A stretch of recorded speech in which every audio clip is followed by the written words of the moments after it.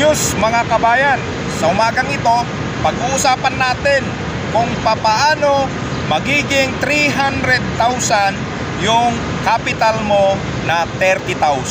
Hi everyone, ako po si Mr. Bernard Tubera Gabaon and welcome back again sa aking YouTube channel. At kung bago ka pa lamang na mapadaan sa aking YouTube channel, ay don't forget to subscribe with this channel, Bernard T. Gabaon TV. At don't forget to hit the notification bell para sa lahat ng aking mga bagong upload ay magkakaroon ka ng notification. At i-likes mo na rin kabayan at i-share mo sa iyong mga kakilala. Kabayan, tama ang iyong narinig. Papaano magiging 300,000 ang iyong puhunan na 30,000 sa loob lamang ng 2 years and 3 months. Yan ang pag-uusapan natin sa umagang ito. Tama ang iyong napakinggan kabayan. Ito ay mag-i-invest lamang tayo sa agriculture. Anong klaseng agriculture ito? Ito ay yung pamumuhunan mo sa iyong kambing. Ituturo ko sa iyo kung papaano magiging 300,000 within 2 years and 3 months yung puhunan mo na 30,000.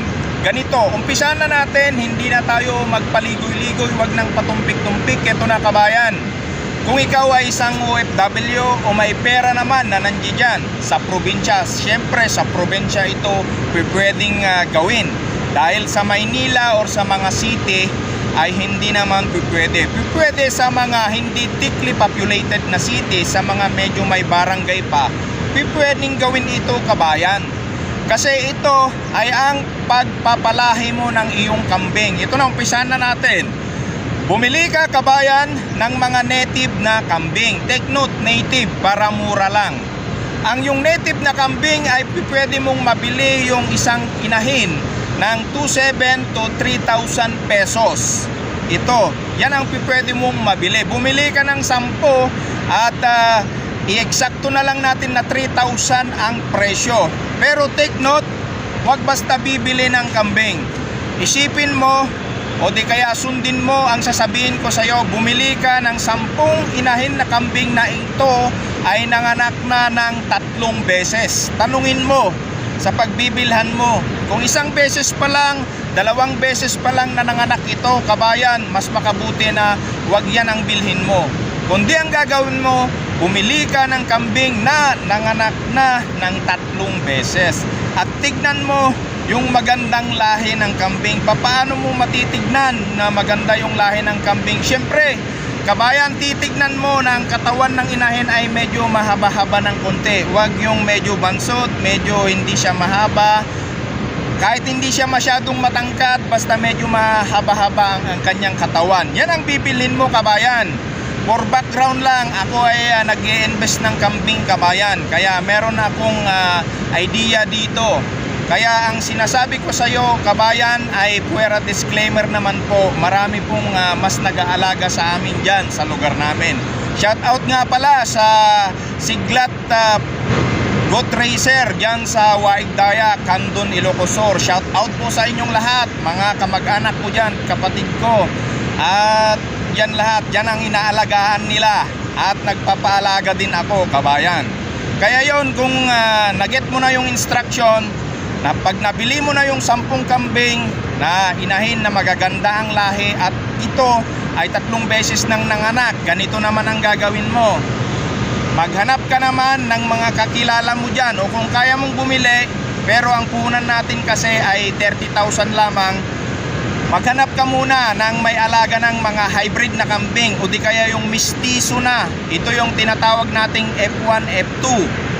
Yung mga F1 may lahi na yan, pero yung mga hybrid ay mas malalaki pa. Ipapakita ko mamaya yung kung ano ang klase ng mga F1, F2 na kambing na ito. Kabayan, abangan mo yan, panuorin mo ang vlog na ito mula umpisa hanggang wakas dahil maganda ito, malaking tulong ito kabayan kung naghanap-hanap ka ng pwede mong pag-invisan ng iyong pera na hindi naman basta-basta mawala. Konting bird's eye view sa kambing kasi, yung binili mo na kambing kung sa 2 taon yung isang kambing ay manganganak ng 3 beses ng tagda 2, ito ay 6 ang kanyang anak. I-times natin sa 10, ito ay magiging 60. Yan kabayan, within 2 years and 3 months. Kaya napaka ganda itong investment kabayan, dahil dito ang ipupuhunan mo lamang dito, syempre mayroon kang 3 gagawin para makuha mo itong sinasabi natin. Hindi naman mahirap, pero hindi naman madali, pero nasa minimal lang. Syempre kabayan, sa mga sinasabi namin dito, lalo na ako, ang mga binibigay kong vlog o di kaya sharing ay yung mga madaling gawin. Sabi ko nga, para yung mga kababayan natin na nasa ang stratification ay extreme poverty at poverty line ay makaabot nito. Magiging mabilis ito na maging realistic. Sabi nga ng mga iba, yung mga nagtatrabaho sa mga networking o di kaya yung mga billionaire, millionaire ay kailangan magkaroon ng smart. Ano itong smart? Sinasabi nila na i-set up mo yung goals mo, yung dreams mo. Ito na-set up na natin. Siyempre, kailangan mo daw ng specific. Kasi yun, specific na tayo dahil 60 nga yung magiging anak at 300,000 nga ang pwedeng mangyari sa pera mo na 30,000. Ayan. At magiging measurable siya. Na-measure natin. Siyempre, measure na measure. 2 years and 3 months. At achievable. Achievable. Mamaya, ibibigay ko yung 3 na sangkap para mas madali nating makuha ang sinasabi ko. At ito ay realistic ba? Siyempre, realistic talaga kabayan. Ito ay sa agri. Marami nang nakagawa nito. 99.9% na realistic ito kabayan. Ang yung 1% na natira, kung pababayaan mo lang at magkasakit ang iyong kambing, syempre yun lang ang porsyento na unrealistic. Pero realistic ito kabayan, at time bounded ito kabayan. Time bounded dahil ito kabayan, kapag nakuha mo yan, pwede mo nang i-copy paste ng i-copy paste. Ayan, yung time bounded. Okay, so sana maliwanag sa iyo yan kabayan, na yan ang gagawin mo. Heto na yung sinasabi ko. Siyempre, nakabili ka na ng 10. Sinabi na natin na 6 ang presyo. Take pa 5,000 ang presyo ng isang kambing na kapag nanganak na yan, mistiso na yan, mga F1, F2 na yan kabayan. Magantay ka lang ng 3.5 months to 4 months. Ay yan, 5,000 na ang isa yan pag ibinili mo. At ang kambing, napakadaling mabenta ito kabayan. Kaya realistic na realistic yan. Ito naman ang gagawin mo kabayan. Siyempre kailangan mo ng sipag at tiyaga. Siyempre sa Panginoon pa rin. Diba? Iyon. Kailangan mo nang magkaroon ng intentions related sa goals mo. Ano itong intentions na related sa goals mo? Ito kabayan. Kung meron kang pangarap, siyempre yung pangkasalukuyan, yung agdama sa Ilocano, now sa English, ay kinakailangan mong mag-formulate ng mga dapat mong gawin. Magplano ka kabayan, yung plano mo sa ngayon, sa araw na ito. Ano ba yung mga maganda kong ipakain, maganda kong gawin sa aking kambing. Siyempre kung may intentions ka na makamit yung goals natin, kasi hindi lang yun pwede pang tumaas kasi yung presyo ng kambing mo Maniwala ka ba na sa kambing namin nakakapagbenta kami ng 10,000, 7,000 kabayan dahil lang sa pinagpalahian namin na ganyan. True ang sinasabi ko kabayan, experience ko na. Pero inilagay ko lang doon para yun ang gagawin mong frame o di kaya sundan mo para gawin mo ito kabayan, para hindi masayang ang iyong pera. Yan, balik tayo. Yung sinasabi ko na magkaroon ka ng intentions. Ito kabayan, yung intentions na ito, parang bibigyan na rin kita ng bird's eye view. Tandaan mo na kung ang intention mo ay magpakain sa iyong mga kambing, 10 yan. Pag manguha ka ng mga damo, huwag kang manguha ng maaga kasi yung mga uod nasa taas pa. Antayin mo na kumikinang yung araw, yung mainit-init para yung mga uod bababa yan. Kasi pag nakain ng kambing mo yung uod, hindi siya malusog. Kaya yan kabayan napakaganda na yan. At yung intentions mo para mapaganda, additional, kailangan marunong ka rin mag-vaccine kabayan kasi minsan pagka may sakit yung mga kon natin, kailangan marunong kang mag-vaccine. Kung hindi ka man marunong, ito ang alternatives. Magtanim ka ng Madrid de cacao, magtanim ka ng malunggay. Yan ang gagawin mong pampakain sa kanila. Yan ang antibiotic nila. Ayan, kabayan, yan ang araw-araw mong ipakain kung nakikita mong may sakit. Ngunit kung hindi naman, okay lang. Yan ang gagawin mo, kabayan, yung intentions mo. At pag panahon ng tagulan, kabayan, syempre bago pa magtagulan ay magkaroon ka rin ng plano. Yung mga nagtatanim ng mga mani, manguha ka doon kasi hindi nila kinukuha yung mga dahon-dahon ng mani. Imbakin mo yon at ilagay mo sa iyong kamarin, tawag namin sa Ilocano. Mayroon silang bahay, doon mo sila ilalagay. At saka yung mga dayame, kabayan, kinakain din ng kambing, imbakin mo yan. At saka yung darak ng darak ng bigas, imbakin mo lahat yan para pag panahon ng tagulan, maayos ang kanilang kalagayan. Yan ang intentions natin, kabayan.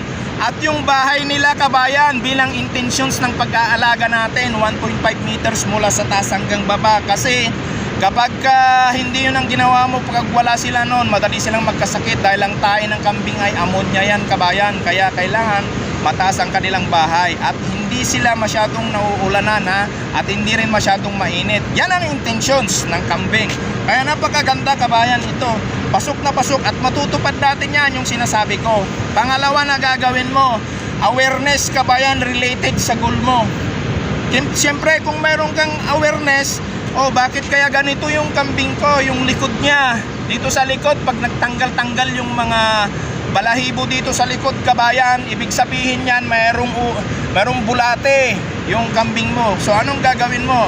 At siyempre pumunta ka kay Mr. Veterinary, doon marami dyan sa mga Agribit Supply, magtanong ka doon, bibili ka ng pangpurga, pantanggal ng bulate.